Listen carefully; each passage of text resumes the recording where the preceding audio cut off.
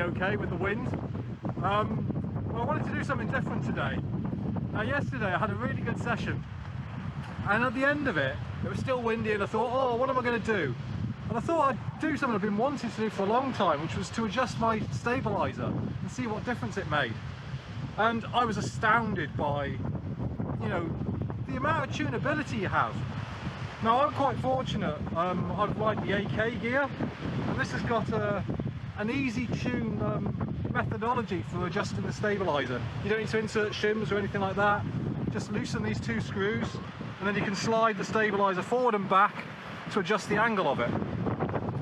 So yeah, this is what I did yesterday, and I'm going to run through what I did yesterday and explain the results that I got, and we'll maybe go into some of the science a bit later when we get back inside into the warm. Okay, so I'm going to set it to the central setting, which is the factory setting. I'll go out on the water and we'll discuss that, and then I'll change it to minimum and maximum, and we'll discuss those two. Right, we're going to change that now and see you on the water.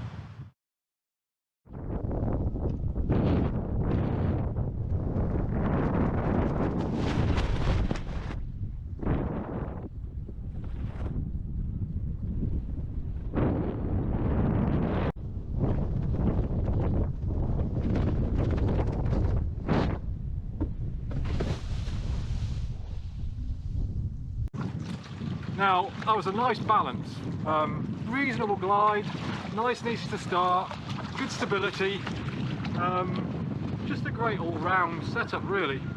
And this is kind of the reason why, since I bought the foil, I just kind of left it in the middle, and it's pretty much stayed that way for the last year or so. Now we'll change it to full negative now, so this is flattening off the stabiliser as much as possible. Let's go and do that now.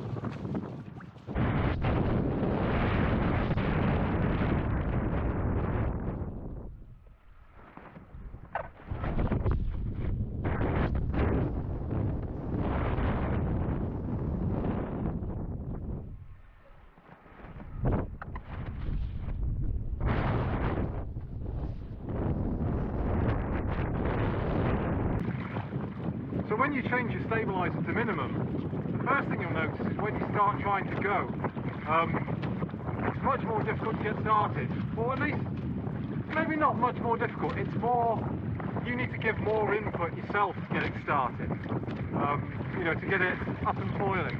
You know, you need to be more proactive with your back leg to push the foil up out of the water, because that's the stabiliser isn't doing it for you. And then when you get to high speeds,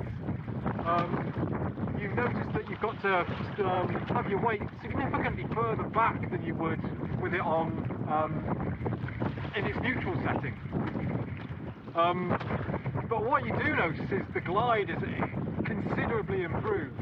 It feels like you're on a new high aspect foil. It is surprising the difference. You know, just changing the angle of that stabiliser from neutral to basically flat. It makes a huge difference. But yeah, what you pay for that is generally that increased input required by the rider.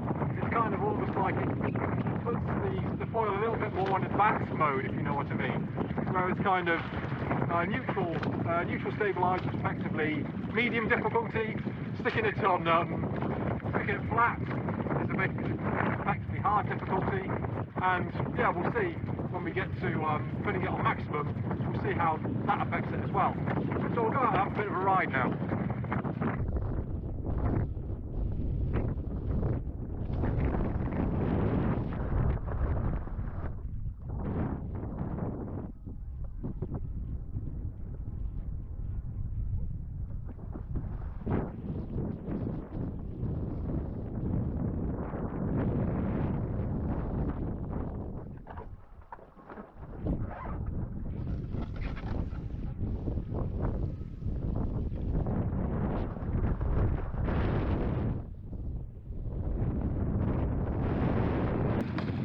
Okay, so we're now on full positive.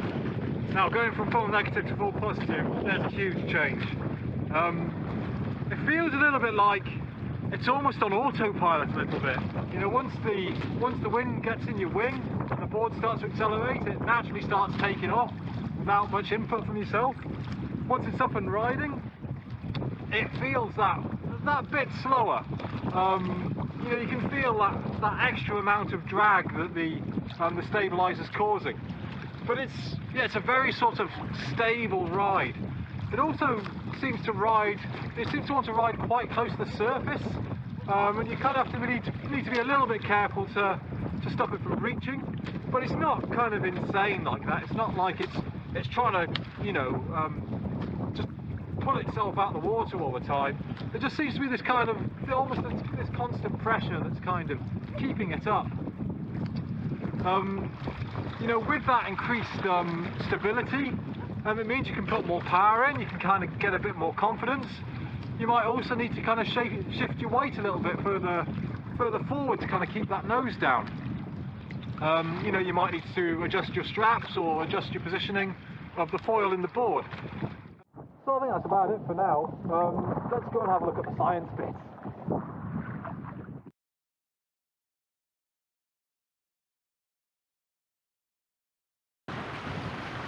So just before we move on to the science of how a stabilizer works exactly and all the forces involved, just thought I'd run through kind of what a stabilizer actually does. So it does two things really.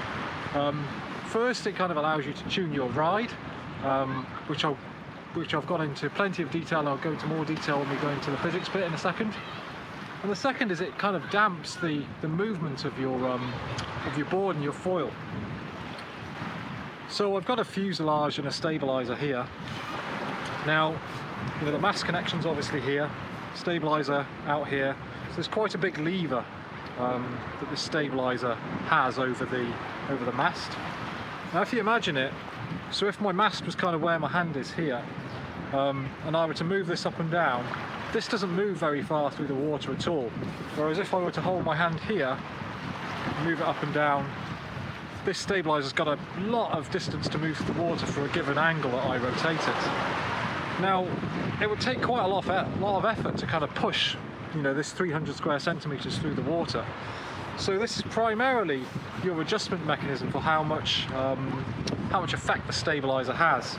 You know, if your mast were here, your stabilizer would have very little effect on the pitching movement. It would, you know, restrict pitch, you know, not much at all. Whereas all the way out here, if my mast was all the way here, I had a really long fuselage, this would need to move a great deal of distance through the water. It would have a great deal of effect. So the stabilizer affects your pitch stability due to this turning motion here. It also affects your roll stability due to restricting, you know, the rolling around the fuselage axis, and also your yaw stability by rotating like this. Obviously the roll stability, the length of the fuselage doesn't matter at all. However long this is, it has no effect on how difficult it is to turn this through the water. But for pitch stability, there's a massive difference. Compared to that is a huge difference, and also this compared to that is a big difference also. So yeah, that's really how the fuselage length affects how effective your stabilizer is. So yeah, let's move on to kind of looking at the forces involved now.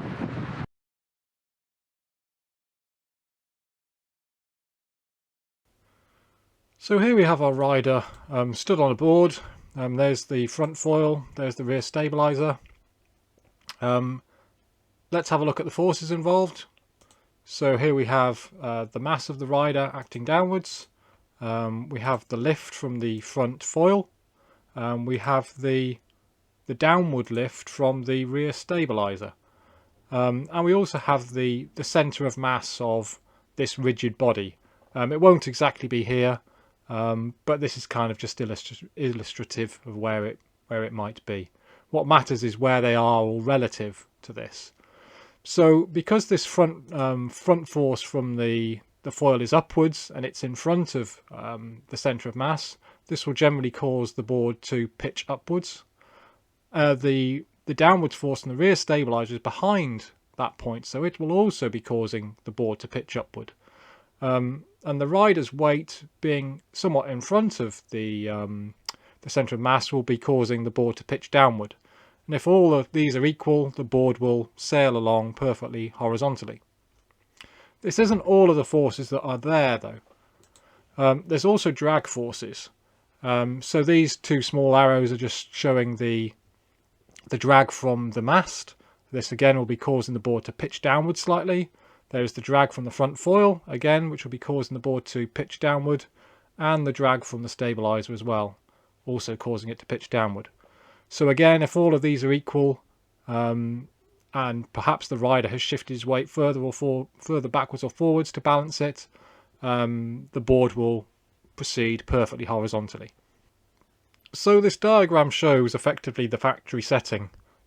We've got a medium amount of pitching torque due to the combination of these forces, and a medium amount of drag because neither the front foil or the stabiliser are causing a great deal of drag in this configuration.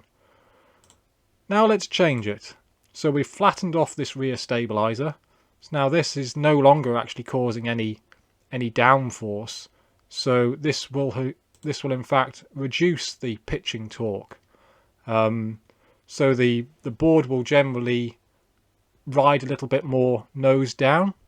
So in order to balance this, the rider would move backwards a little bit. The actual sum of all the drags here is less because the rear stabiliser in this horizontal position causes less drag than it would normally. So yeah, in this configuration, there's a little bit less pitching torque and there's less overall drag.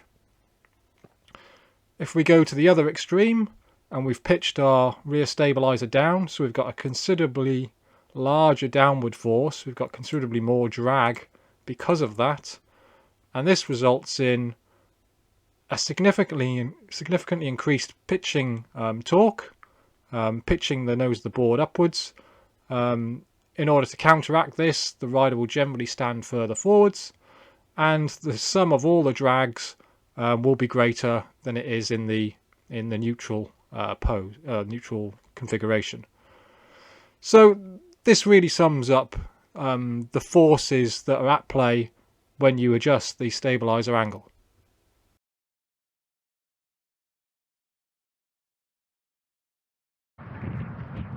Okay, as a bonus, and because I'm really curious, I'm going to try without any stabiliser at all. As you can see, I've removed the stabiliser, and we'll see how it goes. You know, what is it the stabiliser does exactly, and what is it like without it? Can you ride back if the stabiliser falls off? We'll see.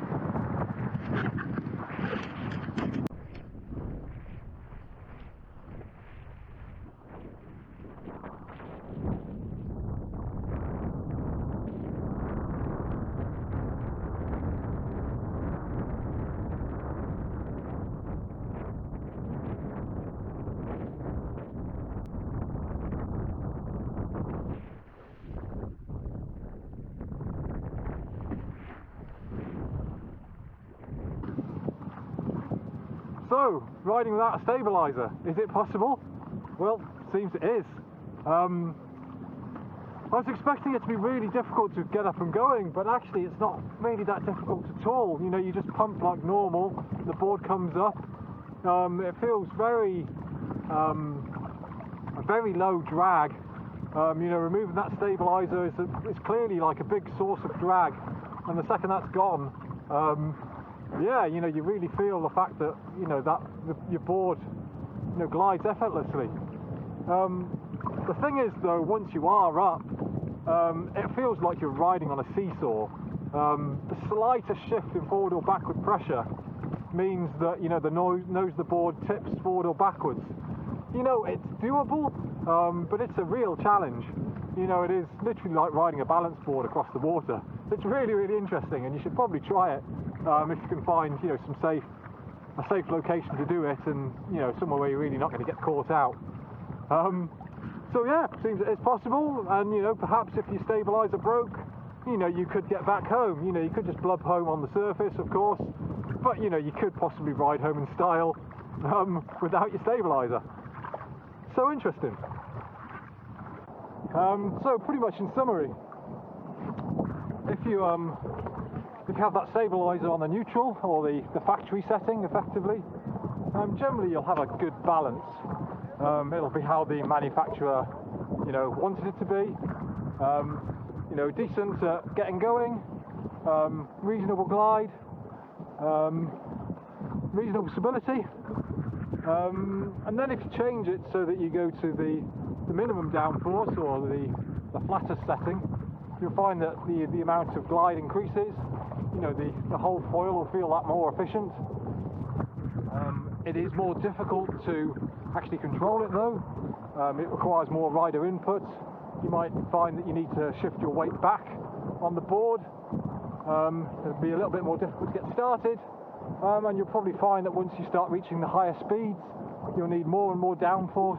You need more and more back foot pressure to stop that nose from stooping itself into the water. I kind of think of it as more of an advanced mode, but one that will give you more glide, might be better in smaller waves, all of those kind of things. Then going to the opposite side, with increased angle, you'll find that the board will take off all that much easier. Be that quite a bit easier to ride more generally. It's kind of just on autopilot. You might find that you need to put your weight a bit further forward, to counter that increased pitching up movement that it's got all the time. You'll find that it will ride quite close to the surface. I find that it seems to be a bit easier to jump. It just seems that it takes less effort to get it to jump when you've got increased angle on your stab. But it will ride that little bit slower. And sort of in waves you'll find that you've lost that glide and lost that efficiency. Okay, I hope I haven't put you to sleep with the science. I hope you found it interesting. Thanks for watching this video all the way through, and I hope you got something from it. I've got loads of other videos. It would be great if you could watch those if you find them interesting. Please like and subscribe, and I will see you next time. Laters!